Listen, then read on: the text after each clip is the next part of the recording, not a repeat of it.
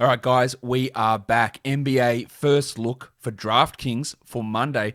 Across the NBA, 7 games on, all of them starting basically at the same time, apart from the Suns and Rockets game 1 hour later. 7 p.m. and 8 p.m. tip-offs, that is it. So, let's talk about those games. Actually, before we do, why don't you hit the notification bell? Why don't you give it a thumbs up? Why don't you leave a comment below on the channel? All right, now let's go.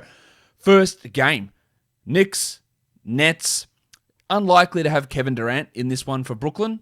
Blake Griffin on a back-to-back, unlikely to play, but we could have a return of James Harden. And at 10,900, if Harden plays, I'd be relatively interested. I think they'll be somewhat cautious with his minutes, but Harden's never been a bloke to be all that cautious with his production and can produce in pretty big numbers. And if he is out, Kyrie Irving at 10,000 would become a really strong option. On the Knicks side of things, I do like Julius Randle at 9,600, a relatively safe floor. Although we did have a bit of a stinker a couple of games ago, but I think there's still pretty good value in using Randle there at that salary. Noel and Rose and Peyton and Gibson, it's really hard to get excited there because the minutes seem to be all over the shop. Rowan Barrett's at 6,700, and I'm not all that excited about him either, while LaMarcus Aldridge at 5,600. Now, Aldridge, the narrative will tell you, he's playing so well. That's fine. 22 DraftKings points. That's not that good. So I don't think we need to be getting too excited there. Reggie Bullock, Alec Burks. There's just a lot of ups and downs with so many players in this game. Jeff Green, another one of those who dropped 27 today. He's at 5,200. Not a lot that I like in this one in general, but if Harden plays, he's in action. If Harden is out, Kyrie becomes a play for us, and Julius Randle always looking pretty strong. Apart from the occasional blip, but good to see him back on track in the last game. The next game that we take a look at, we've got the Cleveland Cavaliers. They are taking on the San Antonio Spurs. We don't know about Jarrett Allen. We don't know about Larry Nance. So that complicates things from the Cleveland perspective because, what does that mean for Kevin Love and his minutes? What does it mean for Taurean Prince, who played 30 minutes last game? What does it mean for Dean Wade and Isaiah Hartenstein and all those guys? Whereas San Antonio, it's pretty clean.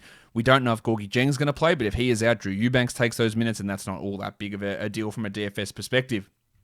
DeRozan's at 8,200, and I do like the matchup for DeRozan here going up against Cleveland. He should have a pretty strong run at 40 points would be my estimation. Sexton's at 75, and the nature of his game leaves him as a low upside player, but he's also a relatively safe floor guy, while Kevin Love at 57. Love actually dropped 30 DraftKings points last game. Now, if Allen and Nance do play, I'm not as interested in Love. In fact, I'm not particularly interested in Love in general, but there is at 5,700 some appeal to him. DeJounte Murray at 75 is okay. Don't really like Derek White at 6,300. And Darius Garland at 64 is probably more suited to a cash game than a high upside tournament guy. 6,900 for Yucca Poeltl, I do like that. His lowest score over his last 5 games has actually been 37 points.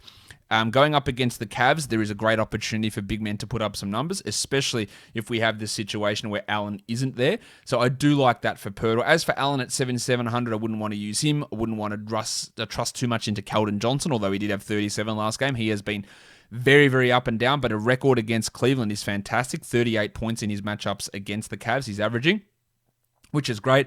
So I guess you could throw Keldon in as a GPP option, but his form of late has not been particularly consistent or particularly good the vast majority of the time.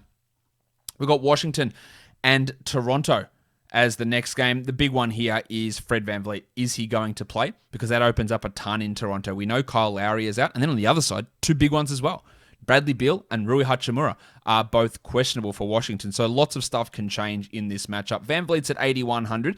Now, if Fred does play, I think we feel pretty good about him, but if he is out, then we're looking at Malachi Flynn, who's at 3,500, and Nick Nurse said that if VanVleet is out, Malachi will get the start. Not that we need to go super excited, but 20 points is a definite possibility for Flynn.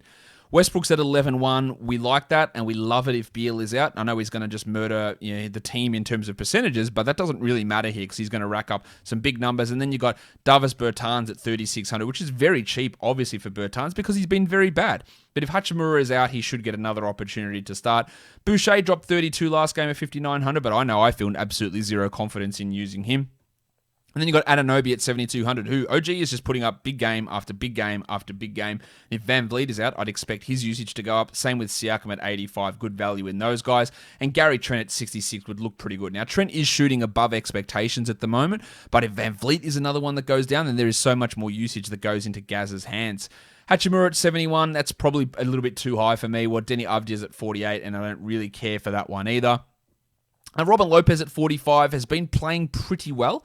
I don't feel particularly strong about using him, but I also don't think in a cash game that, getting 26 out of him it's not the worst outcome that you could have by using that sort of salary in that roster spot. The Kings and the Wolves. Sacramento, relatively okay from an injury perspective. Of course, Marvin Bagley is out, but Minnesota, unlikely to have D'Angelo Russell, unlikely to have Ricky Rubio, unlikely to have Malik Beasley, and unlikely to have Jalen Noel. All four of those guys are listed doubtful. Jordan Mclaughlin is going to be the starting point guard, and he's at 4,400. He is going to get a lot of ball handling opportunities, and I love his position here. Jaden McDaniels at 5,000. He's going to get tons of minutes, as he has been every game, and they haven't really adjusted his salary skywards enough. And then Goose, Anthony Edwards at 7,200, or 7,600, sorry. Another really good option. I like Towns at 10-2 as well. We know what he's been doing of late. On the flip side for the Kings, Halliburton's at 65. I'm not really loving that. Barnes at 63. I'm not super into. We know that Terrence Davis went bananas last game with 39 points. Do I trust it? Well, the only reason I'd even entertain it is he's at 3,600, and that's obviously good. Now, he's got a solid rotation role, 19 points, 25 points, 39 points in the last 4 games, and at that low salary of just 3,600, his ability to get you 19 or 20 points is in play here, and especially in a game that maybe gets out of hand. So he's at least worth a look into your GPP pools. I'm not interested in Delon Wright. And even at the moment, I'm not all that interested in Richaun Holmes at 7,600. Not looking too good for me at that sort of a salary. The next game we look at is one where, there's going to be so much stuff going on in this game. It is the Detroit Pistons and the Oklahoma City Thunder. Wayne Ellington and Mason Plumlee are resting for Detroit. Lou Dort, Darius Baisley, Shai Gilgeous-Alexander, and Isaiah Roby are all out for the Thunder. There could be value cropping up all over the place. But let's start at center for Detroit, where Isaiah Stewart is likely to get the start. Hopefully can push to 30 minutes. Hopefully pushes further than that. Hasn't hit 20 fantasy points in the last 3 games, but almost definitely going to do it here. And even in a backup role, he was hitting 20s relatively regularly if you go back into his game log there. So Isaiah Stewart, one of the best plays on the board. Tony Bradley, an interesting guy to look at from OKC, who's played decent minutes in the last 2 games, even though Moses Brown has still been there. 31 and 18 DraftKings points in the last 2 games in 25 and 24 minutes. I'm not going to get massively excited because I would much rather use an Isaiah Stewart at 4,000, but Bradley's at least someone to look at, and it does put a little bit of a cramp on our value there for the C part of Moses Brown. The depressed penis, Sadiq Bey's at 5,100. He's a GPP guy. Jeremy Grant's at 72, which I'm not really feeling. I'm going to get much more into Joshy Jackson and Hamidou Diallo. 49 for Jackson and 52 for Diallo. They're both very up and down, and there's no way I'd use both of them in the same lineup. I'd alternate them, and they're only going to be GPP options. While I think Alexei Pokusevski at 53, he's almost feeling solid at this stage, averaging, 27 over his last 5, which is pretty strong. His role is not really going anywhere, so I'm a little bit interested in him. Teo Maledon's at 56. He's only a GPP guy. He can just absolutely destroy you by not hitting any shots.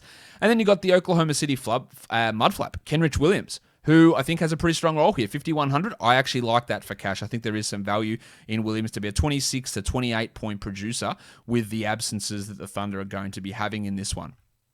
Utah and Dallas. We don't know whether Joshie Richardson's going to play. He and Kristaps Porzingis missed last game. They're questionable here. Maxi Kleber is probable. Gobert's at 7,900. Recent numbers for Gobert have been down because he hasn't really been playing big minutes. But I think this matchup could be a good one for him because I think the Mavs can keep it a bit closer than recent Jazz opponents. So I do like Gobert at 7,900 quite a bit. Doncic is at 10.8. I think that might be pushing a little bit too far there for Donch, while Don Mitchell at 91 is also probably on the high side, although again, he's averaging just 27 minutes in the last 3 with 36 points because of the nature of all their blowouts. Porzingis at 84 is alright, but I don't like the Gobert matchup for him, and Conley at 69 and Bogdanovic at 57. I would take Bogdanovic at 57, who's playing a little bit better at the moment. There is a big risk factor with him considering how terribly he shot this year, but I think he's at least an option for us. Well, Jalen Bronson at 54. I don't like that they've bumped him up to 54. Look, his numbers have been great. His lowest score in his last 5 is 26 DraftKings points, which is great.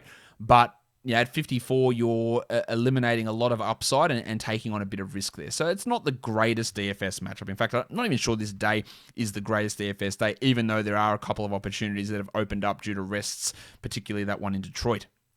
The last game of the day is Phoenix and Houston. This is a back-to-back for the Rockets. John Wall is not going to play, and you'd have to expect Danuel House doesn't play either because he had to leave Sunday's game early.